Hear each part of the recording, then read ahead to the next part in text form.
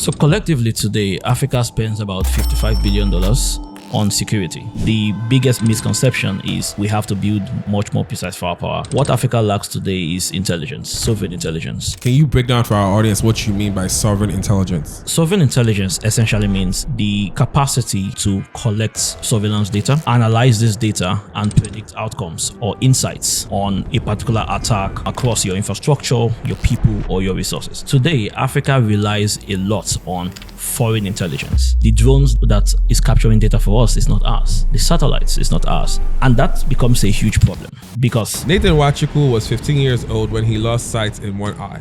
At 17, he turned down a full university scholarship. At 19, he had already built one company used by hundreds of thousands. And by 22, he was running Terra Industries, a defense and autonomous systems company protecting billions of dollars worth of African infrastructure across 8 countries. My question was, what is the one foundational pain point that once you can solve it, it would literally spark a revolution in every single industry? It's not energy, it's not food production, it's not education, it's not health, it's not any of these other industries.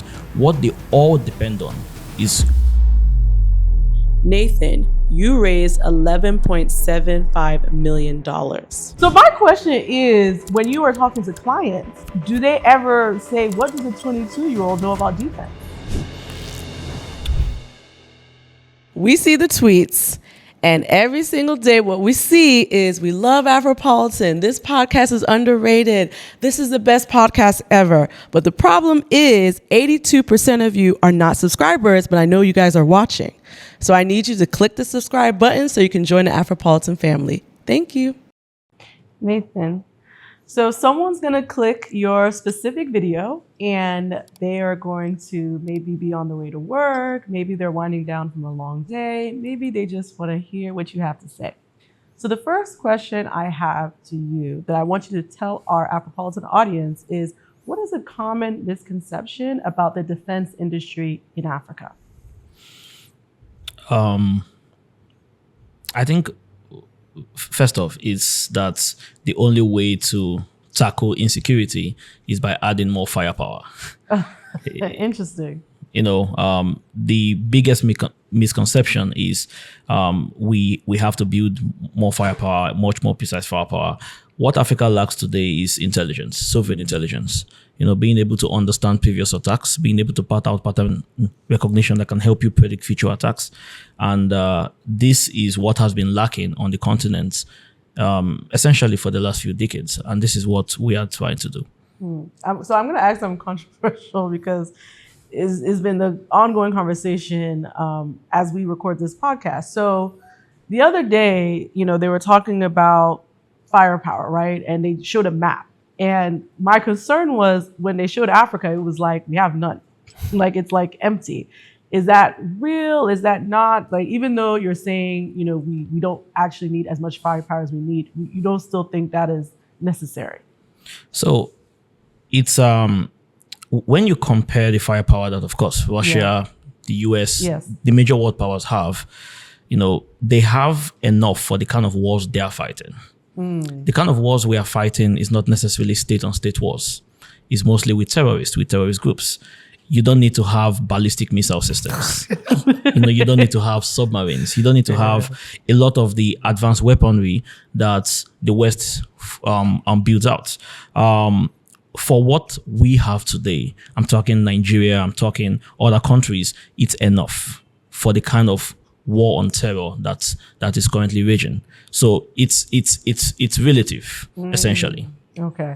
And can you break down for our audience, because they may not really understand that. So when you're saying state on state war, like what does that actually mean? Yes. So they can understand. So state on state means you're not saying Nigeria fighting, you know, Burkina Faso or Ghana.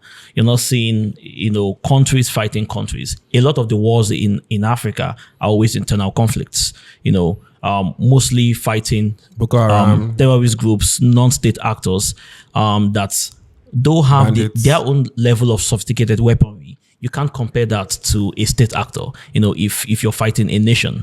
So that's what we mean by state actors and non-state actors. Also, from a sovereign intelligence perspective, because I love that you speak about that. You said Africa doesn't necessarily prioritize that. Can you break down for our audience what you mean by sovereign intelligence? Yeah, sovereign intelligence essentially means, the capacity to collect, surveillance data, ISRO data, analyze this data and predict outcomes or insights, on a particular attack, across your infrastructure, your people, or your resources. Today, Africa relies a lot on foreign intelligence. The drones that is capturing data for us is not ours. The satellites is not ours. The software, even the human intelligence for a lot of countries, they depend on foreign Western agencies to actually articulate what is going on in their own country, and that becomes a huge problem, because first of all, you never truly fully get the right contextualized data from these guys. They don't understand your country better than you. There's always room for misinterpretation, and this is where you now see countries, misfire or targets the wrong group of people. Second is you look at data sovereignty. National security data should not be held anywhere else but by you. And that brings a lot of problems too. If you're hosting your national security data in other continents, in other countries, that is not yours, because it allows room for sabotage or even blackmail. So there is a lot of issues with sovereign intelligence. Every continent, every major world power strives for that, except Africa. It's almost like we're completely happy offshoring our national security, while acting like it's all okay. So this is essentially what we mean by sovereign intelligence. I love that you broke that down. Now, from a hardware software perspective, we were having this conversation offline. I think there are going to be people who are tuning into this podcast and they're like, we're super intelligent. We usually understand software. We understand software as a service. We understand technology. But for some reason, Africans don't tend to necessarily play or believe that they can play in the hardware space, right? This is core hard. Like, this is not like you're not playing. It's like a drone is taking off. Things are happening that are hard. Where could you break down to our audience why you believe that Africans should be playing also more in hardware? Not to say that we ignore software, but hardware is important. Like, why should we do hard things in that way? Yeah. If you look at where Africa is today as a continent, it's undergoing an era of rapid industrialization, finally. But there's still a lot of foundational infrastructure that lacks on the continent, across security, energy, several other very foundational problems that we haven't fully solved. You can't solve that by your fintech apps. You can't solve that by just relying on software only. Software thrives on hardware. The best softwares on the world is because they are backed up by great hardware. And, this I would say the culture right now in the ecosystem where a lot of people are scared of hardware is more psychological. There's an unspoken, rule almost, where a lot of people feel Africans are not smart enough to build anything more than websites or apps. It's very unspoken, but it's a belief. It's a belief that is not just with non-Africans, even the Africans themselves believe this. They believe once it's beyond websites or apps, that is too advanced for us. And we wanted to show that that's not right. It's intelligence is distributed equally around the world. It's all about just meeting the right opportunity. So it's for us, the next stage of Africa's growth right now, which is basically how can it fully industrialize and capture its full potential, would require us to build sovereign hardware infrastructure. Not just in security, we need to build energy infrastructure. We need to build for food production, in health. These are things that you can't just do with software alone. So this is why I believe that we're kind of entering like a phase 2 of the ecosystem where more people would actually do hard things. I read Elon Musk's book and he was speaking to his background in terms of physics and the role physics plays in understanding hardware, right? So from a foundational layer of like frameworking, right? Yeah. Can you break down, because I know you also had a physics background, right? Can you break down why physics is important for our building as a nation or as a continent? And also, I think this is more of a question for you to also appeal to talent that's watching, right? So you're talking about talent that can be based, whether it's in the diaspora or based on the ground, as to why should they focus on pivoting into hardware spaces and attracting that sort of talent to come build in this space as well. But can you, from a foundational layer, explain why physics is also important for us to have a foundational understanding of hardware as well? Yeah. I think for me personally, physics changed my life.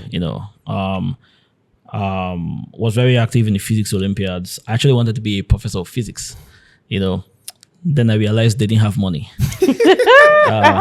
That's the e-boy you. So I quickly pivoted. But I think for this new hardware renaissance that Africa is about to have, physics is very fundamental because it allows you to see problems from the first principles. When you want to solve a problem, and this is basically how you solve like a typical physics equation. You have to basically strip it down to its very first core principles and then go back up again. It allows you to see problems from a very different perspective than how other people may view problems. And this was actually how I realized that security was what needed to be solved in Africa. Because, my question was, what could you solve in Africa that cuts across everything? What is the one foundational pinpoints that once you can solve it, it would literally spark a revolution in every single industry. It's not energy, because energy still requires security. It's not food production. Most of our farmers in the north are not even farming right now. It's not, it's not education. Most kids again are being kidnapped. We see this news almost every few weeks. It's not health. It's not any of these other industries. What they all depend on is security. And that is like, if you want to solve Africa's industrial problem today, the first thing you have to do is first lay that modern security infrastructure, then everything else comes on top. And even our software ecosystem would require security. Africa today made a very big mistake by completely jumping the industrial, revolution. We first began as an agrarian economy, then we completely jumped, that whole industrial process and became a service economy, which means that period where a lot of civilizations during that period have low income, large youth population. And that is when they throw them into the factories to do, vocational, low tech production. Mm-hmm. And at that point, over a few years, they eventually become middle class and all that. That's typically how middle class is formed, during that industrial area. Because we didn't go through that phase, we essentially have a large, pretty broke youth population that have no jobs. A service economy can never provide enough jobs. And now foreign investors are not going to invest in industry in Africa because of security. The local industrialists don't trust Africa. Like they would rather go and invest their money in Dubai. Dangote was saying it a few weeks back that rather than investing here, they would rather invest their money in Dubai or some other countries because again, they don't trust the African environment. So basically putting a modern security infrastructure is foundational to everything, to sparking the industrial growth here. And that was something I wouldn't have figured out without using the first principle, framework that physics taught me. Mm. It's funny because I was just writing something on LinkedIn the other day about this first principles thing. Yeah. And I think for us, even with what we do here with Afropolitan, it started from a first principles perspective, which was, I think, I'm a big fan of Naval. We talk about it on the podcast. And, after reading his book, I think for me, there was a quote in there that he has, which is, society will reward you for giving it what it wants, but does not yet know how to get, right? And that to me is like the basis of what entrepreneurship and even building is at scale. And I think for me, when I was sitting down and when I was sharing it with Chika, I was like, what is the one layer of thing that society really wants? Like our people, our Africans everywhere wants deeply, but they've not yet been able to get. And can we solve for that? And for me, my own revelation was it was good governance, right?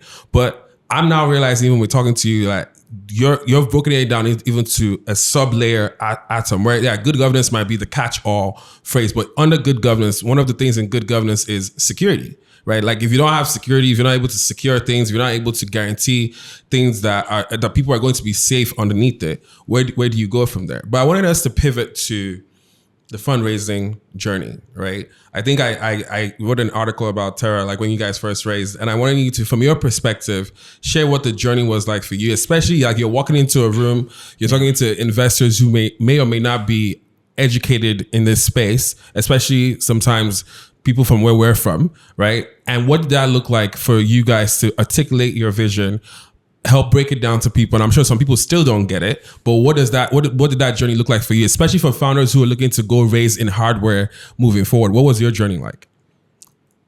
Yeah, I mean, it was as tough as every other founder's journey. But I think even tougher because, as you said, a lot of investors, especially African investors, didn't understand. It's a very new market. It's a blue ocean market. We don't look like the typical defense founders, and also, there were just a lot of questions around how can this even scale in Africa? Like how can this be built? How would this be fun? Like there was so many questions, and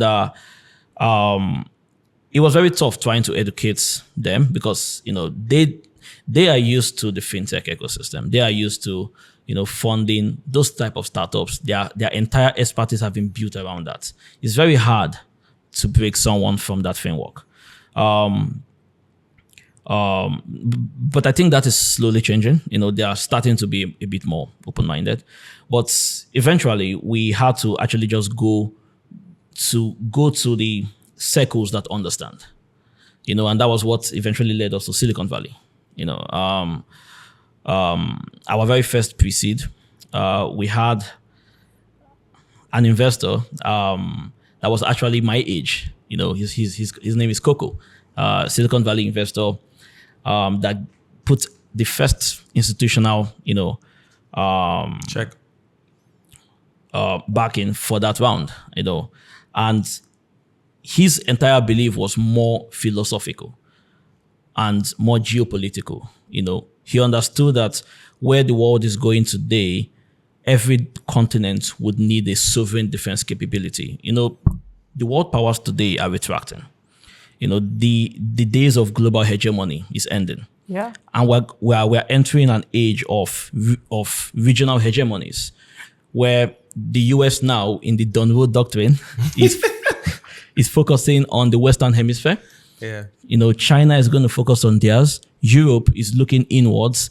Every single continent is now looking inwards to building their own defense capabilities, except Africa, which is still looking for handouts from around the world. So it was clear that Africa would need a regional defense prime that would, be stationed to protect it. And he understood where that was going, both from a philosophical point of view and geopolitical point of view. And I think that is something a lot of, the African VCs I spoke to initially, they lacked. A lot of them don't invest based on ideology or philosophies, mostly just based on, the markets. And the market they understand. Did you agree with, I don't know if you even had a chance to read it, so I don't want to assume, but yeah. I wrote something about like the philosophical worldview that they like. Would you say that's been your experience raising? Because that was also our experience raising, where I'm like, yo, no offense, and I know people are going to be watching, but I'm like, what books do you guys read? Like, do you watch movies? Do you watch documentaries? Like, what informs your worldview? Because it's almost like you're talking to someone. I'm like, I don't expect you to know everything, but you don't have a foundational layer of what like your capital should have a worldview. Yeah. You see what I'm saying? You can't be a capital allocator. It's like, what is the point of having the money to invest? And sometimes it's not your money because it's LP's money, but when you're convincing LPs, it should also be like, what's your worldview? What is the world you want to see when this reaches actualization? And so for some of them, it's like, no, I just came into this to just double the money. That's it. And I'm just like, bro, like, okay. Yeah, and I actually want to add, because I actually think if we're talking about some of the things you're saying, that, we skipped a lot of steps. So now we need to step back and build some of these industries. We can't keep building on just fintech, Like, I think we've built all the fintech we can build. I don't know what else we're solving at this point, but I agree that, when I really want investors to hear this part, because I feel like a lot of African investors, we're going to keep relying on handouts if we don't get to the point where we're investing in worldviews. We're investing in, like, how do you see Africa moving forward? And Africa is not reliant on other countries or other types of entities in order to prop us up as well. Yeah, exactly. Yeah, but I think even further, what was the exact amount you raised? I want to talk about that. 11.5 million. Okay. Seed, yeah. That's $11.75 million dollars. Okay, because we gotta say that number because people think it's impossible. So I'm curious, were there a lot of institutional investors, or were there a lot of angels to get to that point? It was mostly institutional. It was led by 8VC, owned by Palantir founder, Joe Lonsdale. And in participation was Value Equity, Silicon Valley Angels, Lux Capital, the usual guys in Silicon. We only had about, I think, 2 angels. Interesting. Yeah, it was really purely an institutional round. Wow. Only 2 angels? Yeah. Wow. And so were any of these Africans? No. Okay. We gotta say that. You gotta say it out loud. That's a problem. Well, not in this round, but in the first rounds, we do have a few African investors that got in the first round. Okay. Yeah. But for this round, no, we're not able to get in African investors before the round closed up. And for us, really, we were also looking for people that have built global defense primes before. These are the same exact set of companies that built Palantir, that built Anduril. They know what it takes to build a multi-billion-dollar defense prime. We wanted to work with people that fully understand the stakes and the sacrifice it would take to build something like this. Yeah, that was why we went with them. Etche, remember that time I walked into a bank, I'm not going to give the name, and I asked them for $1,000 and they told me no, they cannot withdraw any dollar for me. And I was so upset. And I just remember asking everybody, how can I solve this issue? And I'm so happy that I finally have VBAN to finally solve this issue for me. The thing is, you should be able to have access to your money anywhere in the world when you get paid, right? So I'm grateful we have VBAN as a sponsor for the Afropolitan podcast. With VBAN, you're able to get paid in foreign currencies, whether it's pounds, USD, euros, and you can actually spend it in local currency as well. Now, you're also able to get a virtual card, which you can use to spend in and pay for services across the world, right? So I'm grateful to have VBAN as a sponsor. You can download it on the Apple or Google Play Store. And remember, when you sign up, you use Afropolitan so they know you came from this podcast. So something interesting is you're 22, right? I want to confirm your age. Okay. So you're 22, right? I'm 37. Right? So I've seen I've seen the world. I've seen a lot of things.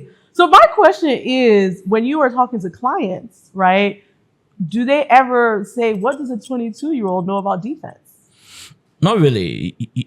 Probably if I was doing this 5 years ago, they would have cared. But right now, things are getting so bad. The world is getting mad. Yeah. And people are getting to a level of desperation that's Africa needs a madman. No matter how that madman looks, they are ready to work with him. So it was just perfect timing for that. Yeah.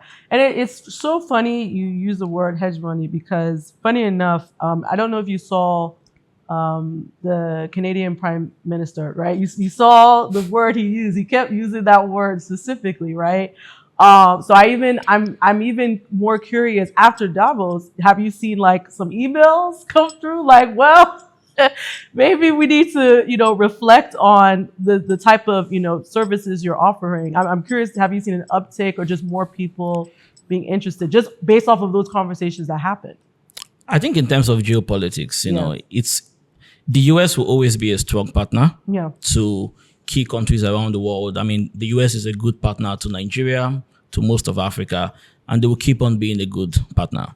But at the same time, we are starting to see a shift in their foreign policy where they are now also focusing inwards. They want to rebuild back their industrial base. They want to ensure that the Western Hemisphere is protected from foreign adversaries. Right now, that is their primary objective. Everything else is secondary, possibly even tertiary. And for us, we are focused on building a sovereign capability for the continent to protect itself. But of course, it doesn't mean that we want to turn Africa into a Sharia. There's still going to be a world where we will still need global partners. But now is more from a framework where we are working as partners, not begging for handouts. We already have our own capability, and we are now working with our global allies to even elevate what we already have. You said it's being done with Europe. You said it's being done with Japan. These are countries that have the industrial base to produce whatever they want, but they still work with global allies like America. So I think that is where Africa is going to evolve with if Terra wins. Yeah, and I'm even more curious. What is your typical client? Because I'm thinking about consistently when America, especially during elections, they always talk about the defense budget, right? And as soon as you were talking, I was like, what defense budget do we have? That's what I'm thinking. Is it important? Is it private entities? I'm curious, what budgets are being set in place for the type of, business you're building. So collectively today, Africa spends about $55 billion on security. Okay. Cutting across protecting its infrastructure, its resources, and its people. There's a saying that African governments don't pay. But actually, I like to edit that saying a bit. African governments pay for security and energy. Those are the two, because even African governments understand that those are the two pillars that are foundational to every civilization. You don't play with security, you don't play with energy. So even in that, we don't have any issue with that. And that budget is basically based on just the typical government defense budgets collectively. We're not talking on what the private sector guys are spending on protecting their own privately owned assets.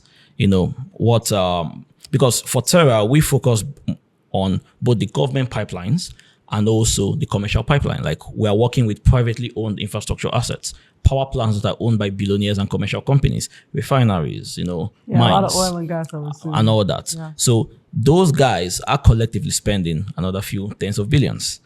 So the market is much larger than people actually realize, and it keeps growing. It's the defense market in Africa is the fastest growing market right now, mostly because the threat is evolving faster than any other continent.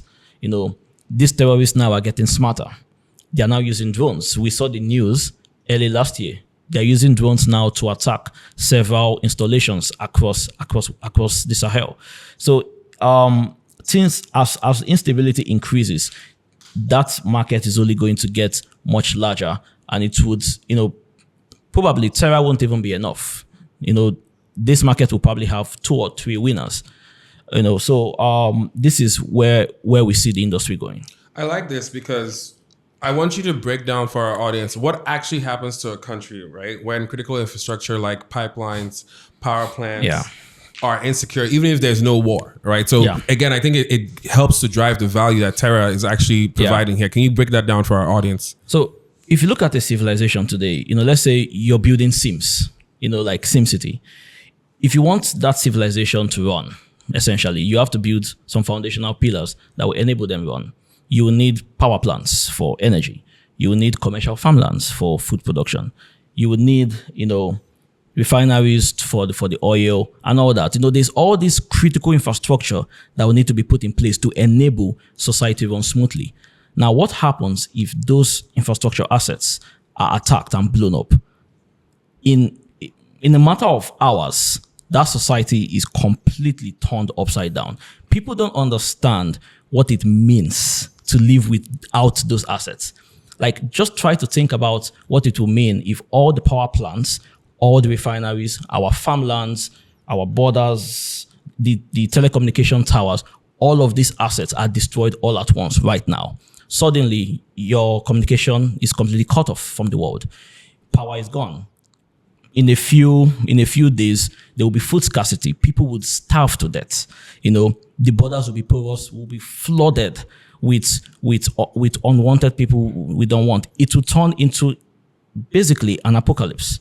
So critical infrastructure is very important to enabling, smooth sailing for a civilization to run. And it's my own thesis is that it's even more important than the actual shooting war. This is why Terra itself have entirely focused on protecting critical infrastructure, because this is a market that never dies. You always have to protect it, and you can protect it without going kinetic. You're always playing on the defensive and predictive side of the fence, because we never want to go kinetic. We're not interested in going kinetic. I don't think the type of war Africa is fighting requires us to go kinetic. As I said earlier, firepower is more than enough.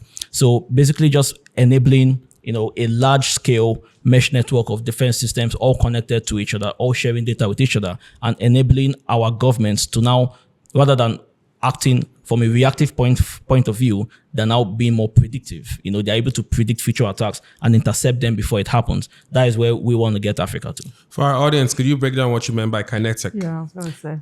Okay, kinetic is essentially weapons, weapons that can kill, weapons that can neutralize. So in defense, there are essentially two categories of systems. Well, there are other much smaller categories, but I'll just focus on the two main.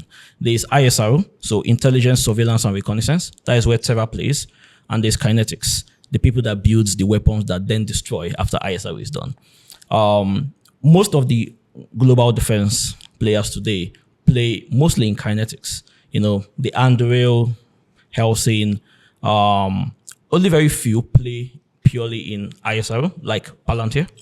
And for the kind of war these guys are fighting, you see the war in Russia and Ukraine, it requires them, it's mostly a kinetic warfare. They are going through millions of attritable systems at an industrial scale. They need to essentially produce weapons at a massive, scale. You look at the US too, that is the kind of system that they need. They already have enough ISRO from their satellites and all that. So they essentially need to focus more on attritable kinetics. But when you come to Africa, again, the kind of war we're fighting here, we're fighting, terrorist groups that beyond, a few, beyond a few guns, grenades, maybe they may have a few other slightly more sophisticated systems. Is not sophisticated enough that what we have right now, the fighter jets we have, the missiles we have, is not enough. It's more than enough to take care of these guys. But the problem now is, where are they? How are they perpetrating these attacks? How are they coming? Where, using previous attacks, how could you, plot out possible ways that they would attack, possible doctrines, possible strategies, and intercept them? And this is what we're trying to do now. And essentially, that's why Terra plays in that ISRO field. It's funny because me and Chika just came back from vacation, so we were resting. And I was reading I said to her that I feel like war is coming at some point. So people who are students of history really need to go and start reading up on this stuff, because I think our generation has forgotten what world wars used to look like because we're so far removed. The reason why I'm bringing this up is obviously back then they used to have carriers, and the different types of wars they would fight are very different from now. And I think Ukraine and Russia have shown how different that is.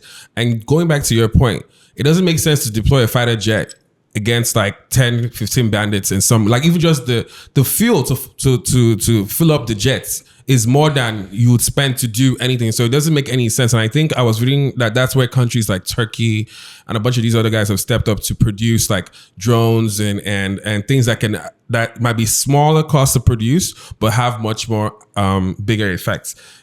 Where I wanted us to go to is talent, right? We already touched about it a little bit, right? But why should a young engineer today or a young person today who's looking to go into technology, focus or be proud to build in this space compared to the software features that they already that they already have so many examples of? Why should more of our talent focus on this hardware space?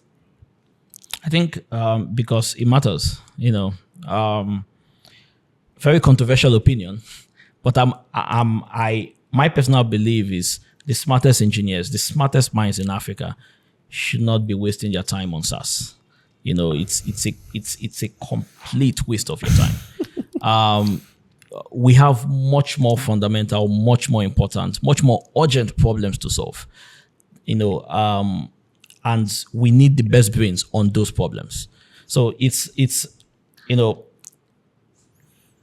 first and foremost, it's just a simple answer. It just matters. Like, it matters now, where the world is heading now. We need the best brains. The best possible outcomes too would possibly come from here too. Because the people that build the rails, the people that build the infrastructure, once Africa industrializes, will be the biggest winners. The people that build the security infrastructure, the energy infrastructure, communications, all of that, in 10, 15, 20 years, we are the ones that will essentially be the biggest winners of this new age industrial revolution that is ongoing right now.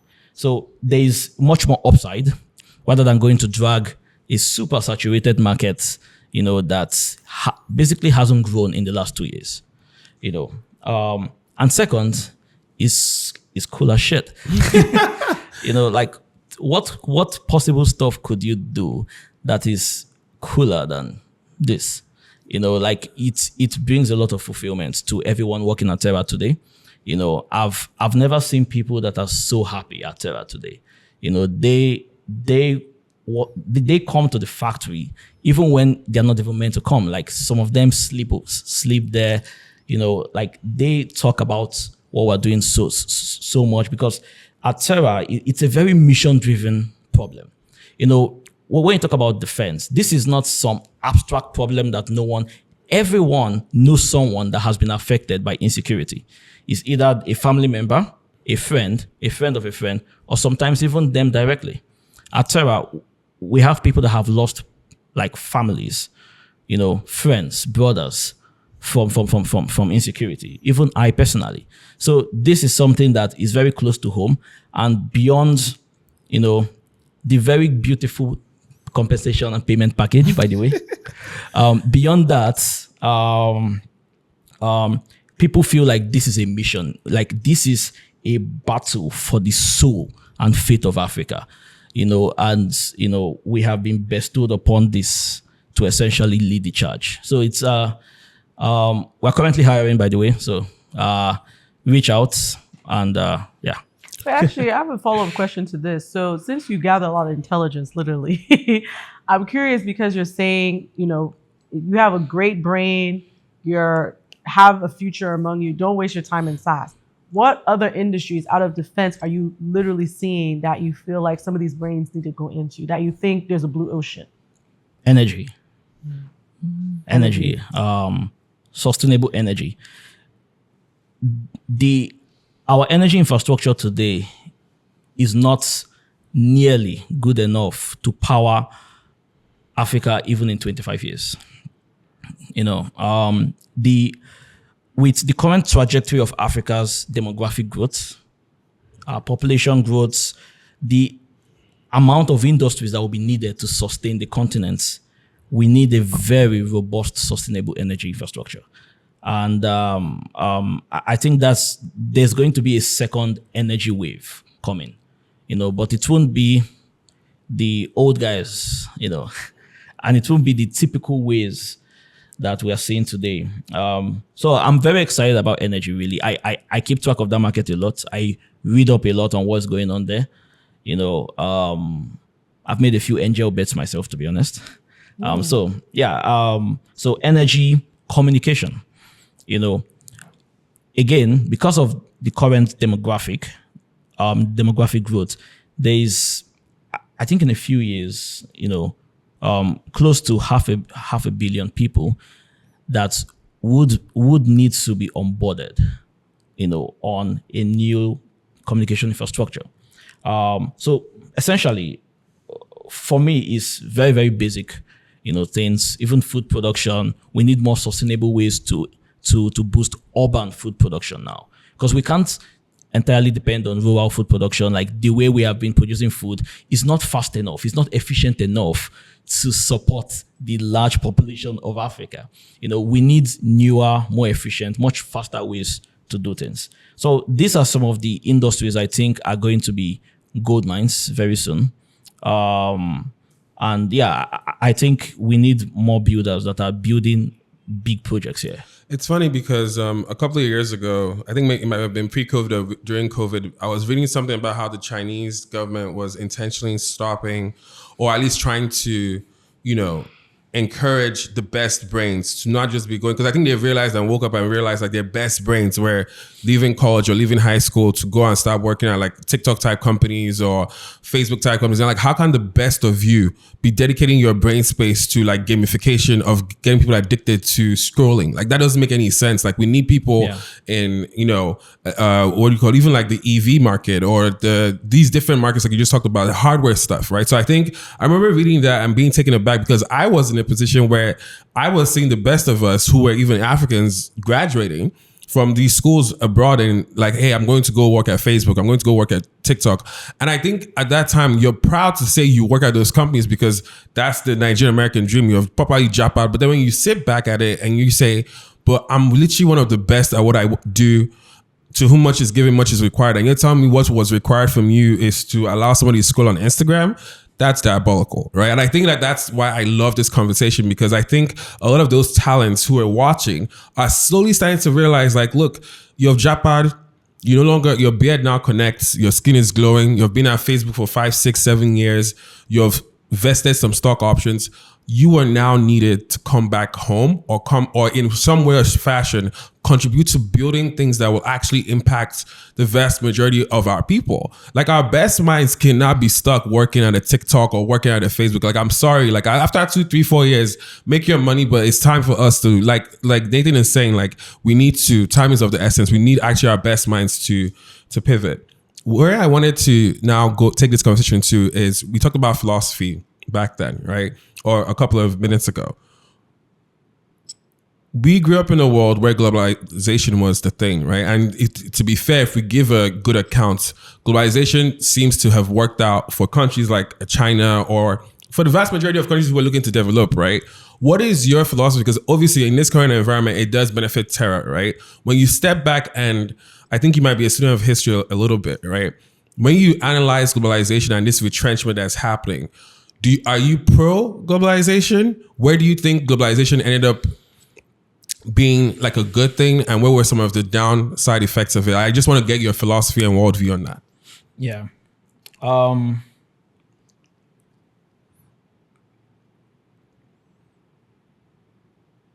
Yeah. So I'm very much for globalization, or at least what it was meant to be. It quickly devolved, and this is why I think the problem with globalization happened. If you study countries in the 19th, 18th, even the 20th century, they were much more independent than they are today. You had even second tier, third tier countries in a lot of different continents having a booming manufacturing sector across different industries. They could provide at least the fundamental necessities for their civilians, irrespective of global trade. But what globalization has become in the 21st century is essentially we are entirely depending on just very few countries. Not more than 3 to 4 is essentially supplying the world of most of its goods. That is very dangerous. Super dangerous, especially now that we're entering a new era, and in the current geopolitical winds, you don't want to be essentially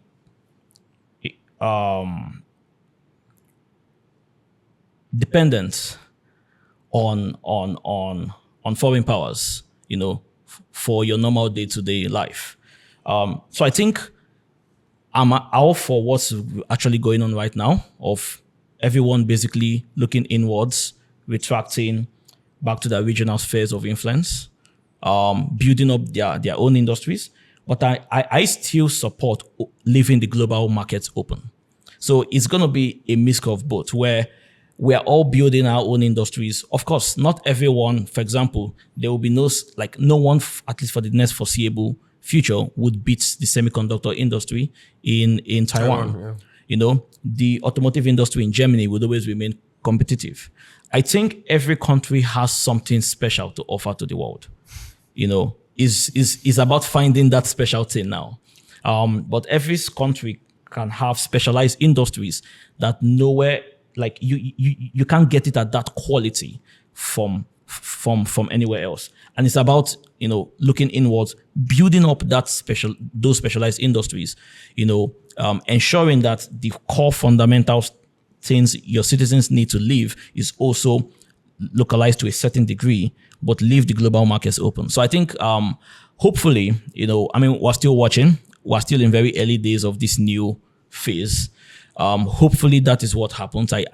You know, the worst possible outcome is everyone basically just retracts and global markets collapses, because it doesn't work for anybody. You know, we are already so used to globalization that it's going to be a disaster for everybody. Well, what if, because again, student of history, what if our own specialization here in Africa, or specifically Nigeria, is Afrobeats? What if that's what's like everybody else? Well, yeah, China, you're doing this one, Taiwan, you're doing semiconductors. What if our own is Afrobeats, Vibes, culture? vibes, What if it's vibes? culture. That is very sad. That's I mean, look at High Speed. And wasn't that what he was doing? Did he go to any hard? that is highly unfortunate. He was just going to the vibe, the dancing, You know? the culture, Yeah. the food, the music. No, because these things are important. I do think I agree with you where, you know, it's a balance between global and also making sure you do have things that are sustainable. Because I do think if you do study history, to be fair, globalization led to less wars, right? I think the fact that the last World War was 1945, literally when it ended, we've literally had almost 100 years or almost 50 plus years of no wars at that level, right? And back then, they were much more retrenched. Everybody could produce things at home. People could, it wasn't as globalized as it is today. So one could argue, and I'm just talking about this from a philosophical standpoint, because I do think I am trending to where your stance actually is. But as I was analyzing this, I was like, to be fair, it's not as if China has been going around bullying people or trying to say like we're about to start a war. Whereas before, a lot of those wars used to start because somebody would look at their situation and say, hey, we don't have enough oil here. Or like Japan, for example, part of what inspired them to go to war was the embargo, the sanctions, and then being like, okay, you know what? The Dutch West Indies, which was Indonesia at the time, has oil. We're going to have to hold that for you, right? So I think an argument could be made where maybe instead of retrenchment, actually much more enveloping more, so that we are all connected and people are like, hey, don't bully us because you're doing this. And then, you know, let's see where it goes. But I do think like I'm somebody who does not like outsourcing critical things to other people, because once somebody offs your lights, it's only English you can speak. Yeah. You know? To actually, you know, come in there a bit, I think the argument that globalization stopped wars is actually quite a mistake, because it stopped the wars between major powers. Yeah. There were still hundreds of proxy wars. Yeah. You know, true. If anything, it increased the wars within, you know, second tier and third tier powers, you know, like, because now these major powers have essentially nothing to lose, you know, and they're able to fund proxy wars across the globe. So I don't think it has stopped wars in any way. But yeah, I do agree that this is what like the world has to become now, you know, where we have to build our own sovereign capabilities in key industries while still leaving the global markets open. Actually, before we transition, right, I think the other thing I would love our audience to learn, because yes, you are 22 years old. It's not rare that these are the conversations that a 22-year-old is having, right? So what are I know at 15, you had an experience where you went blind and whatnot. Can you speak to our audience as to how that experience shaped you? And there's a fire and there's a drive inside of you that anyone who's talking to you can feel, right? Yeah. What was that experience like? Can you break it down for our audience? But also, how has it shaped the man that we see sitting before us today? Yeah. So at 15, I had an accident on my right eye. that put me in a coma for a while. I became blind. So basically, it happened on my 15th birthday. You know, in some boarding schools, you're having fun. Your friends are throwing water and stuff like that. One of my close friends threw his slippers. I had a bucket on my face, shielded at a 60-degree angle. Somehow, the slippers, sorry, it was a sandal. The sandal broke the bucket, and a piece of the bucket went into my head, shattering my eyes, and I blacked out. Several surgeries later, and the coma, I woke up, and you never truly appreciate life until you essentially experience, a near-death experience. And there was this feeling of like, when I woke up, I wasn't like scared or crying or whatever. It was this feeling of purpose. I felt like I had just been given a second chance in life. For context, around this time when it happened, I was actually very depressed. I know I was 15, but I was very depressed because, I've always been very ambitious, but I didn't know how to actually do it. I was more of a talk, but never actually do anything. But after this, I realized, like, first of all, you could die any moment, so make every day count. And second, if I had died then, I just died in nobody. I just went as a statistic that, sure, my mom, my family would cry, but in a few years, I'm forgotten. I'm just the dust in the ground. And that scared me. It caused like an existential crisis in me, and I wanted to then, it gave me this sense of purpose to do something with my life. Because I don't know when, it's pretty funny in a country where I think Nigeria's life expectancy is like 50 something. Yeah. Everybody thinks they'll get to 90. If you talk to everybody, everyone says, when they're 90,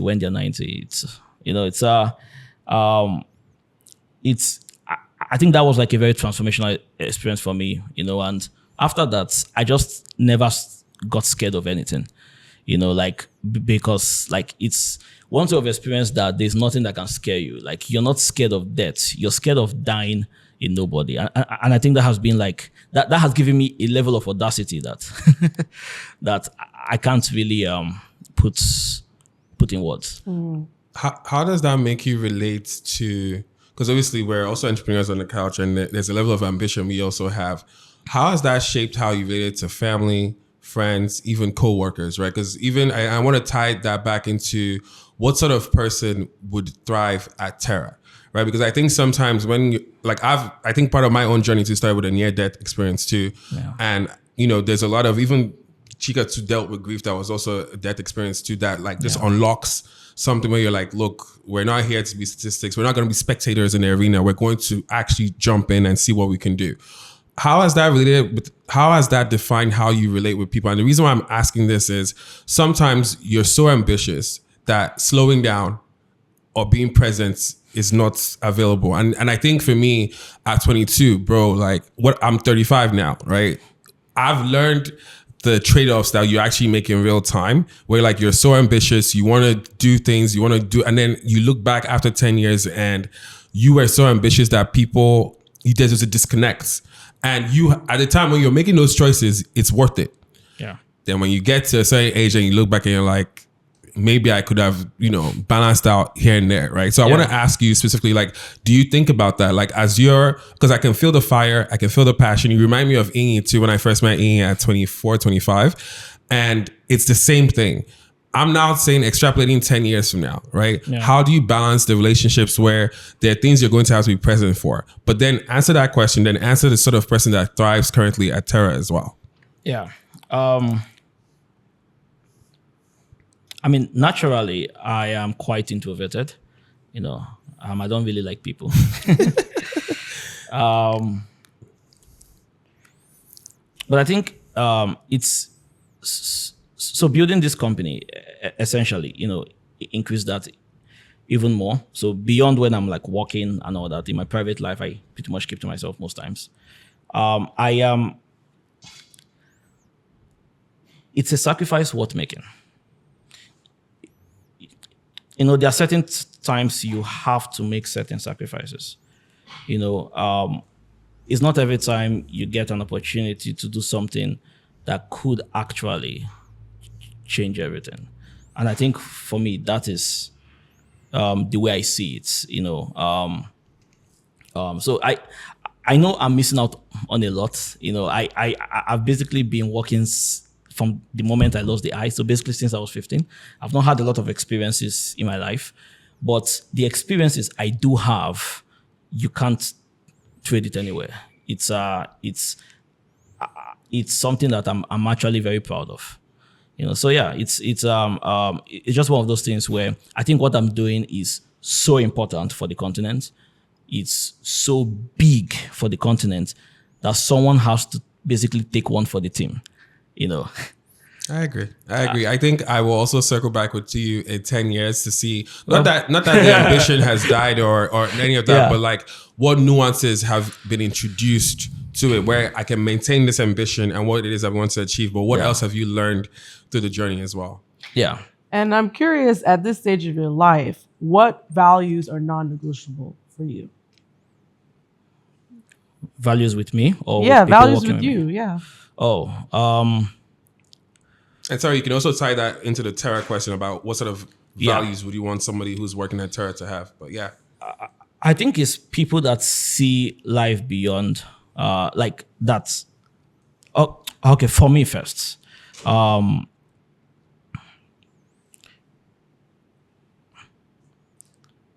It's basically, ambition, I think. I try to basically set, where I want to be personally in my life and what I want to do in my lifetime, and what I want Terra to also become is so high that realistically, there's a very high chance I don't actually ever get there.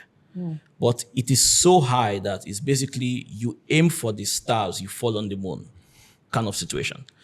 So I set this because if you set your ambition very low, you get to achieve it very quickly. And once you achieve it, that moment when you ask like what next is the most dangerous moment.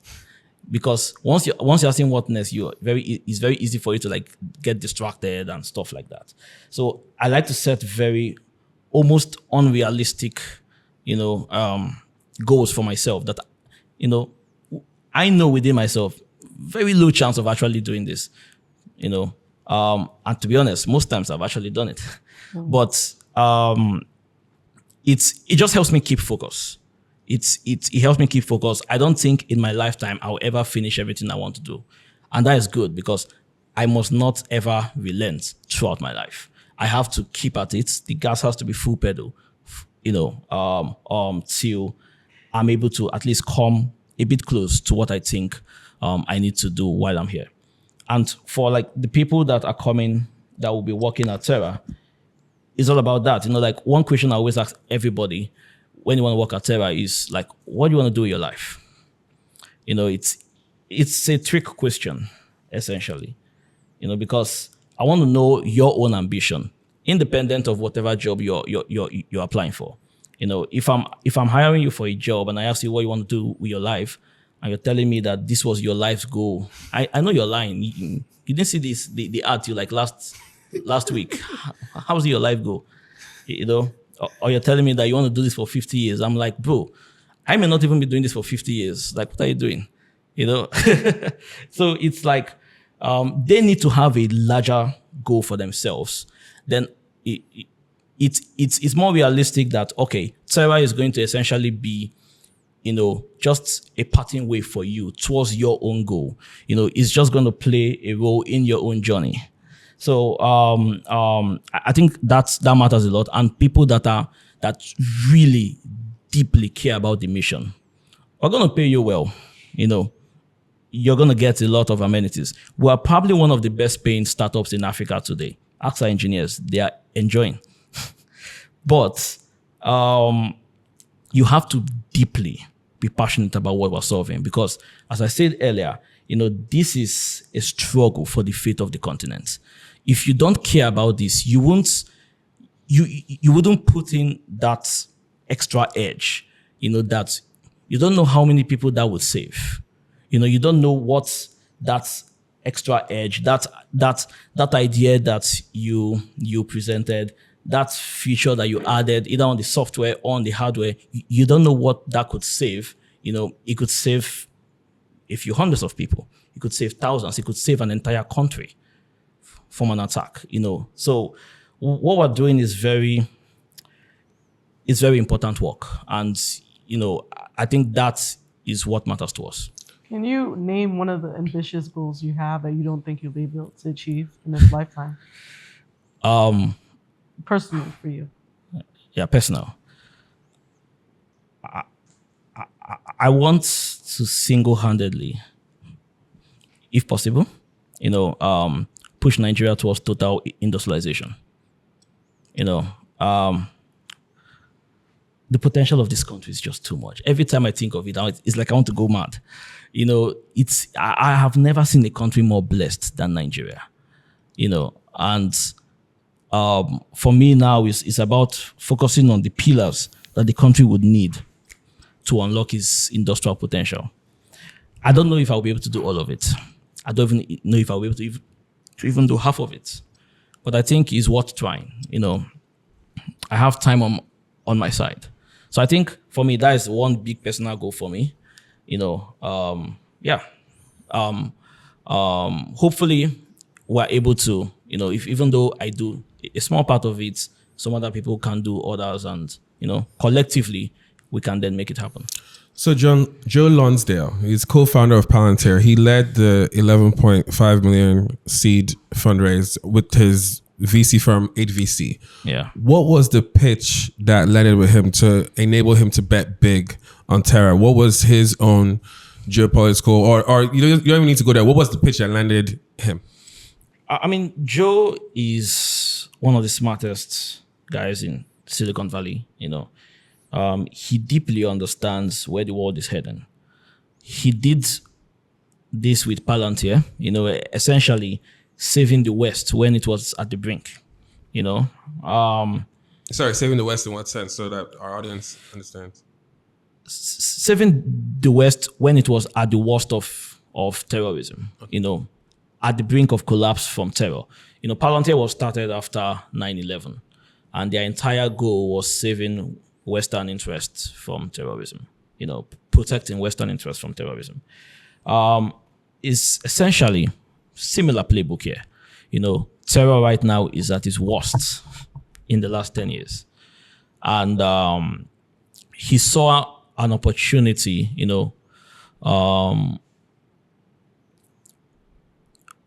to help Africa in a meaningful way, not by giving donations, not by giving bags of rice, by actually funding people that give a shit about saving the continent.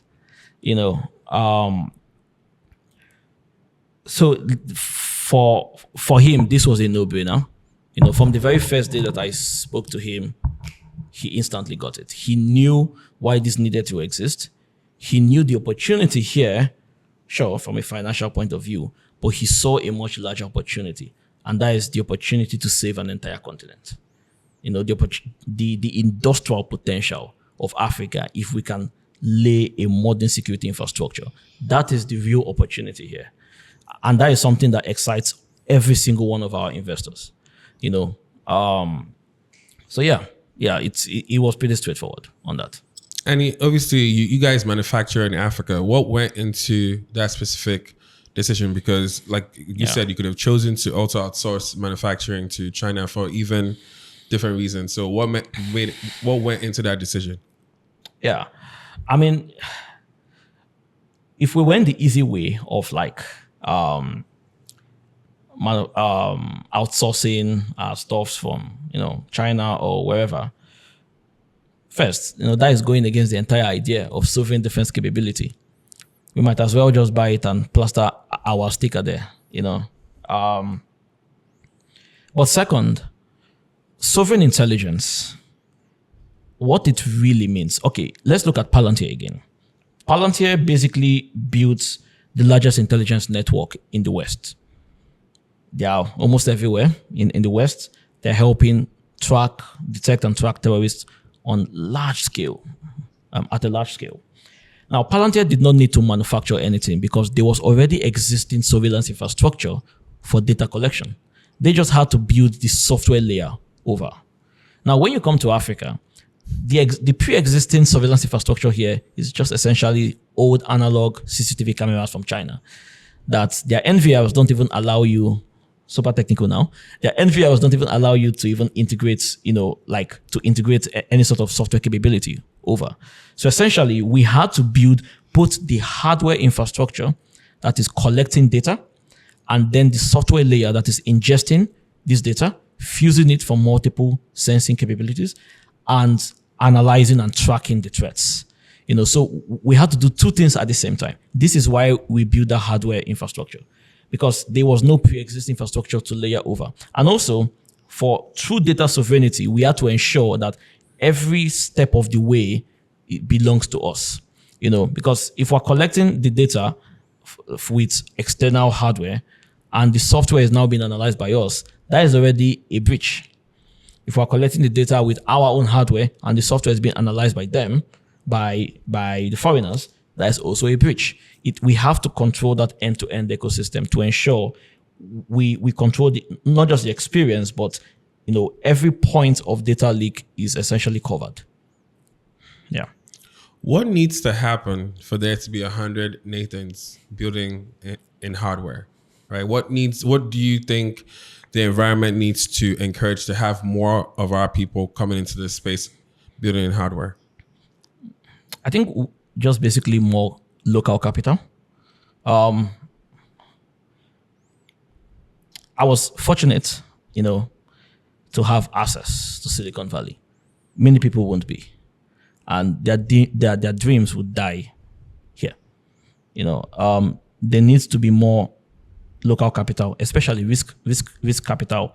We need to take big bets on things that don't initially make sense at first, but if it works, is a 1,000x outcome. Yeah. The way we make bets today, we take bets on essentially 10x or maybe 20x or 30x. There's a higher likelihood it will work, but it working is not some revolutionary, outcome.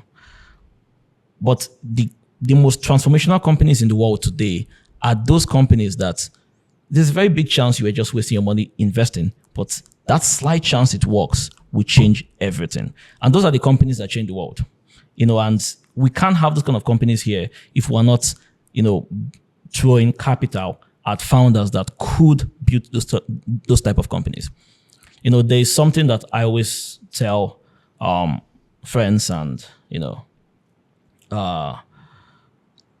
like a few friends, Terra basically has a binary outcome. It's either going to be the biggest company in Africa or the biggest failure in Africa. There's no two ways about it. And in a funny way, that actually excites me because now, we know that there's only two ways this can end. And why play small? Why go small? You go all out. We have nothing to lose here, So yeah, that's essentially the only way we can essentially build an ecosystem that is producing, people that would solve much more foundational deep tech problems. And how did you get access to Silicon Valley? Like, what did that pathway look like for you?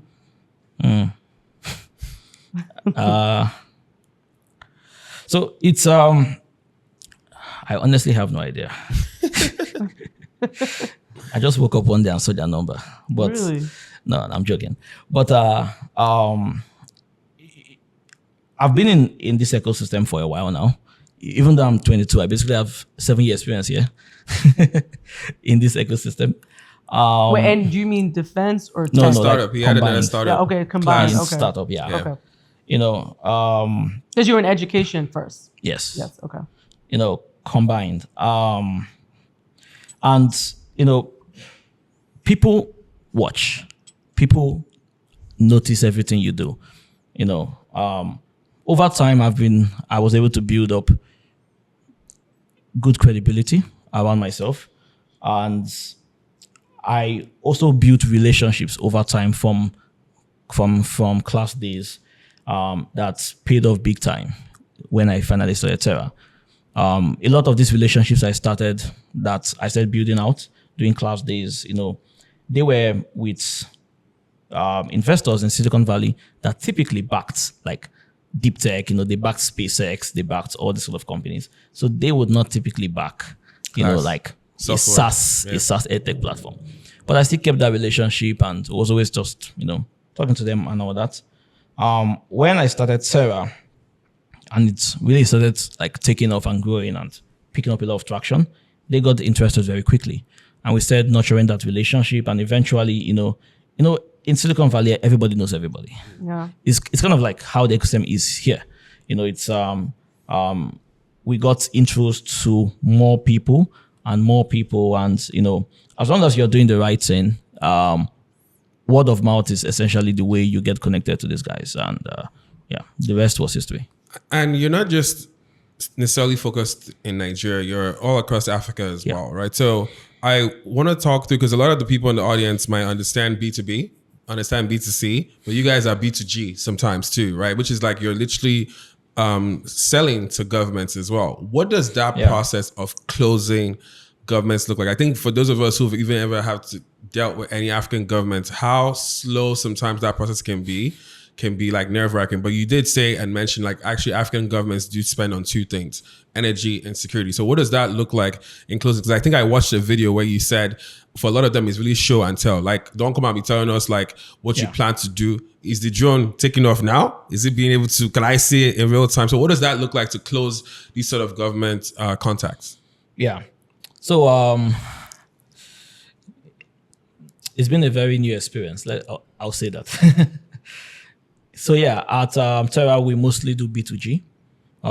We still do a bit of B2B to our commercial division, but now it's heavily 90% of the company's resources is going towards B2G.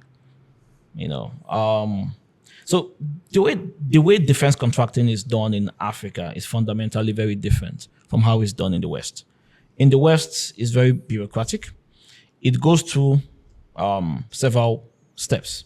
So essentially, first you submit, your proposals or, ideas of what you want to do. They give you a contract for, a research contract that could take 1 to sometimes even up to 3 years. You build the initial prototype, it works. They could either give you a further research contract or you just go straight into a production contract. Typically, that entire cycle could take up to 5, sometimes 10 years. It's super long, super bureaucratic. It's a bottom-up process. In Africa, it's a top-down process. It's heavily solution-first and network-based. So what I mean by solution-first is, just like you said, no one cares about papers here. We don't have time to be reading technical proposal. Or God, tell us what thing you fit do. This is how they see it. So essentially, that model that Andrew have done is perfect for Africa, where you essentially take on the R&D yourself. You build out fleets of this you build out demonstrators, and you go and carry out actual demonstration, with government agencies on the field, and this then translates into actual contracts. Now, the typical cycle for this just takes about 6 months compared to the multiple years that it takes in the West. It's much faster, much more straightforward. And by network based, it's very based on trust. When we first started, we were entirely just focused on commercial because we needed to basically build credibility. We couldn't just go and talk to government as, 22-year-olds that basically, sure, we had the tech, but but because when we went to talk to them, we already had a large portfolio of very impressive private assets under protection. Now they want to listen, like, oh, you're protecting that power plant, oh, you're protecting that, refinery and so on. And that brought a lot more credibility and respect to the Terra team. I want to talk about why aunties are so important to African history. Aunties represent curators of the African experience, and oftentimes they have been unacknowledged. They have literally held our archives before there were archives. They were literally institutions before we had institutions. They held so many important cultural artifacts, such as the way we braid our hair, the recipes of our cookings. They represent abundance. There's literally a reason why we call an African culture rich aunties. And we believe that with partnering with Anthony, we're able to showcase this type of history through art. So to connect to African history and get a piece of the Anthony and Afropolitan collection called Auntie, make sure to click the link in the description. And this is your way you can support our channel. So babes, I'm always talking to you about investing. How's your journey going so far? It started because you've been on my head for the past 6 months about investing, and you'll be proud of me because I actually found an app I love. It's called RiseVest. And actually what I love about it is that you can start with $10 and it automates everything for you. So literally I just go into the app and literally it's investing for me every single day. Yeah, because we know you're not going to be a trader anytime soon. But with RiseVest, you're going to be able to invest in US stocks, right? Fixed income, real estate, etc. Right? And so I'm happy you're finally on board. And you know, the funny thing too is I always tell my girls that as women, we're not investing enough, we're not talking about it, and we're not having these conversations. So I shared it in all my group chats. So you can find RiseVest on the Apple and Google Play Store. Okay, make sure to use code Afropolitan so that they know that we sent you. You know how every week we sit down with people who've done it, people who've built, people who've led movements, people who've created culture. What if you could do more than just listen to them? That is why we built Convo by Afropolitan. On Convo, you're able to book one-on-one video calls with in-demand experts from Africa and the diaspora.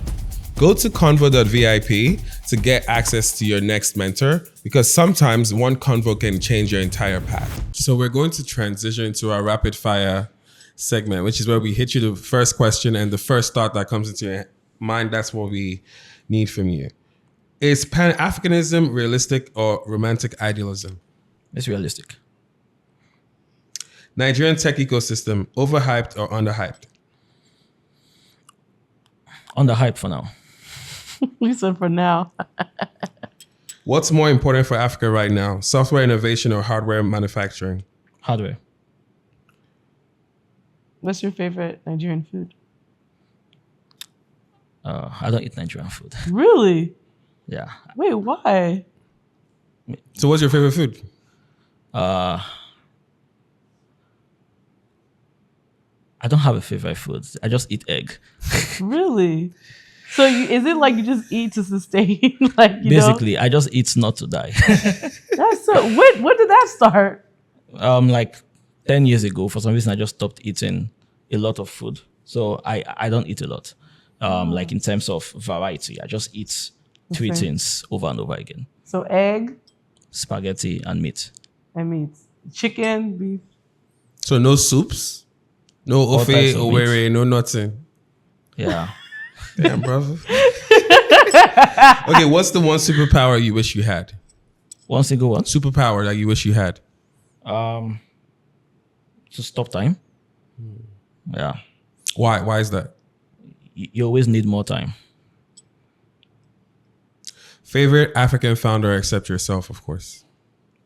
That's a hard one. Who do you look up to, basically? In the ecosystem? Yeah. I guess GB. Okay. Will Africa industrialize in your lifetime? Oh, yeah. That's definitely. He has time. He's 22. Yeah, no, maybe not time. ours, but It has to. It has to, right? It has to. Do you code anymore, or has that ship sailed for now? Yeah. For now, it's ship sailed. I mostly now in like pure physics. Really? Yeah. Okay. So I know the question we ask our guests, every guest that comes before we Wait, end I gotta up. ask that question. Okay, no, go on ahead. You can't be the one to switch things up.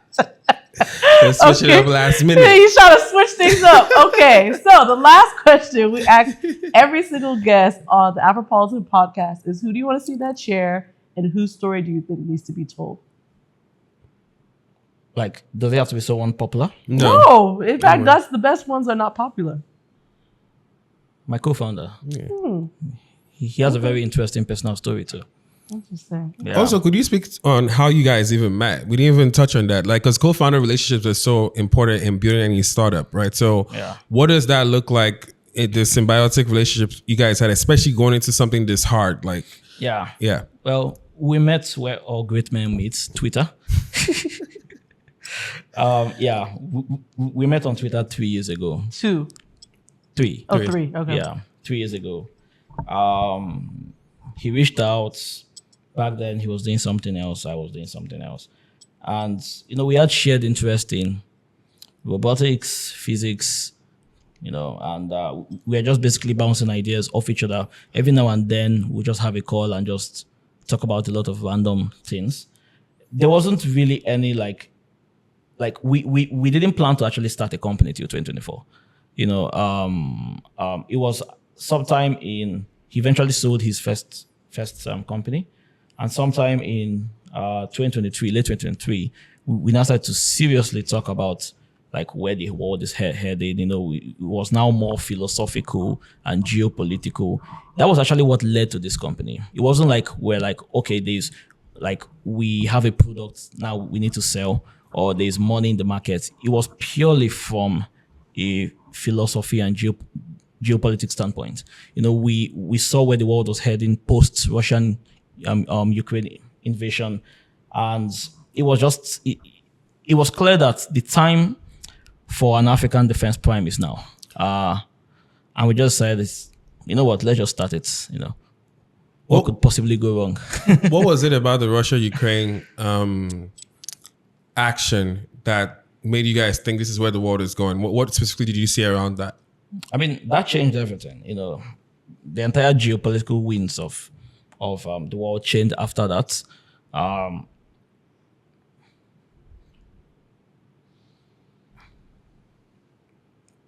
I want to choose my words very carefully here. But yeah, it was just clear. For example, when that invasion happened, first of all, there was grain scarcity. Nigeria, a country that should be supplying the world grain, was having grain scarcity. It just didn't make sense. Because we import from Ukraine. Right? Yeah, because we import from Ukraine. I think that war showed the fragility of globalization. Yeah. And it was simply after that war that people were like, okay, I think we should start building, sovereign industries, sovereign supply lines, sovereign defense, especially because whatever world order has kept global peace is all falling apart, and it's clear that the only people that can protect you is you.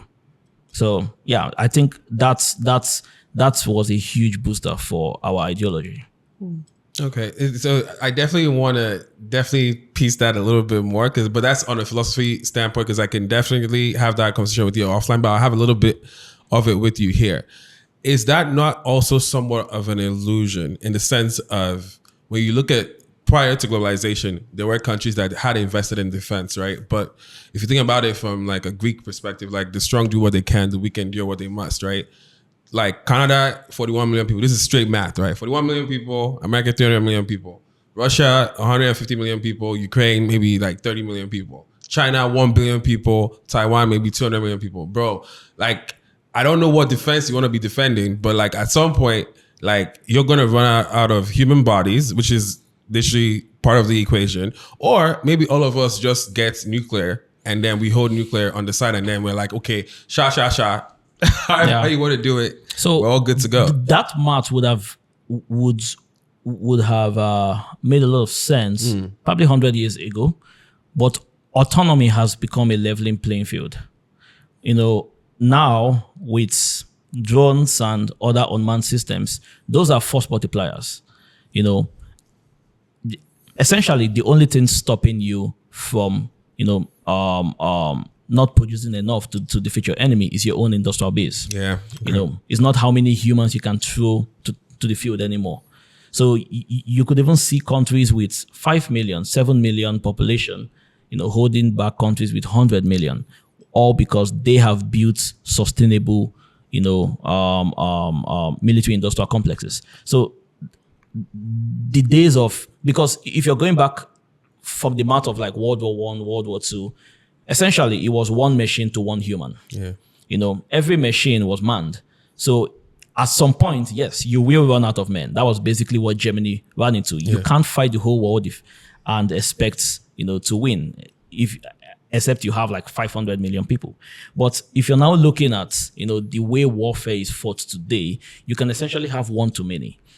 One operator can control hundreds of unmanned systems, possibly thousands.